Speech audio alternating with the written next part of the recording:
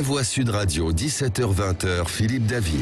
Les vraies voix avec Philippe Bilger, Caroline Pilastre et Laure Boyard, et c'est l'heure de la chronique présidentielle.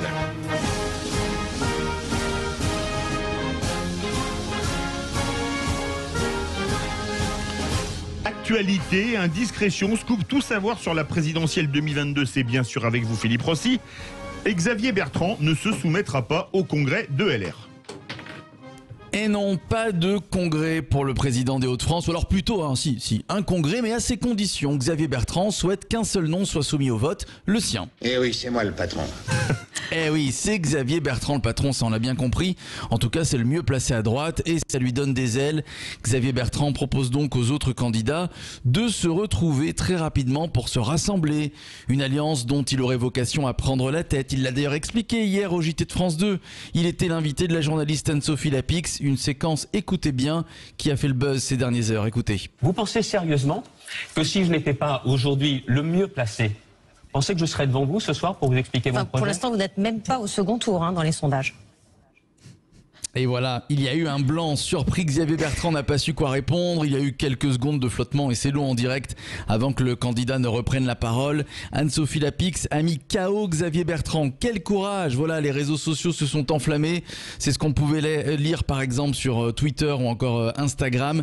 Xavier Bertrand au congrès des LR avec un seul nom soumis au vote, le sien. Qu'en pensez-vous, tiens, Caroline Pilastre? Est-ce qu'il peut y arriver? Bien sûr qu'il peut y arriver, mais au même titre que Valérie Pécresse et que ceux qui vont se présenter. C'est trop tôt pour donner encore le nom d'un gagnant. Je trouve que ça fait assez mégalo quand même. Alors, est-ce que c'est une stratégie, une tactique politique pour dire, voilà, moi je suis le boss? On verra bien, on est quand même à 6 mois avant le premier tour, donc je trouve que c'est assez précipité. Ouais, Aurore Boyard.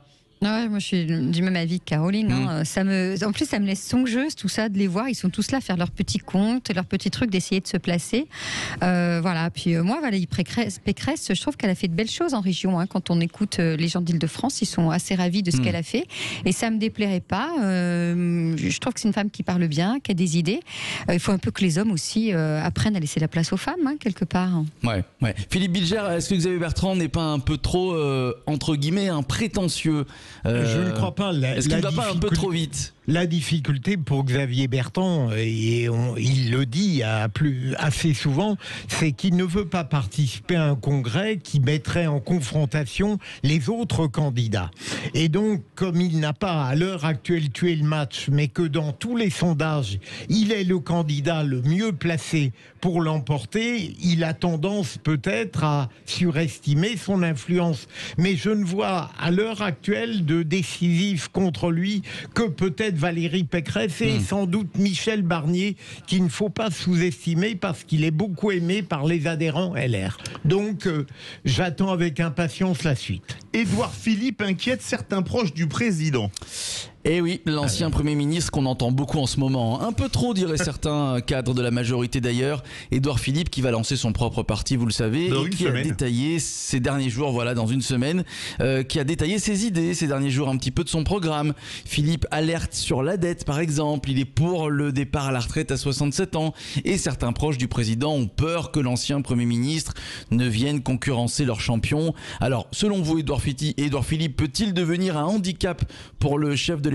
Qu'en pensez-vous? Tiens, Philippe Bilger, je vous redonne la parole. Je aimerais vous lire ce qu'a dit un proche d'Emmanuel Macron. Il n'est pas question qu'Emmanuel Macron se fasse pourrir son quinquennat par tous ceux dont il aura besoin pour être réélu. J'ai vu, mon cher Philippe, qu'on avait la même lecture. Non, mais je crois qu'Édouard Philippe a clairement dit qu'il soutiendrait Emmanuel Macron, mais il est clair qu'il exprime aujourd'hui de plus en plus nettement des différences pour préparer la structure de son parti et évidemment songer à un avenir dans lequel il espère avoir la première place. Voilà, et donc il va annoncer et inaugurer son parti la semaine prochaine. Édouard Philippe. Tiens, un dernier mot en 30 secondes. Pourquoi parle-t-on beaucoup de ce chanteur? Écoutez.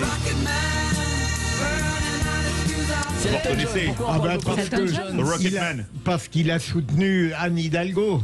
Et oui, il a apporté son soutien Franchement, à Anne Hidalgo j'aime pour la beaucoup Elton, présidentielle. mais je vais plus l'écouter.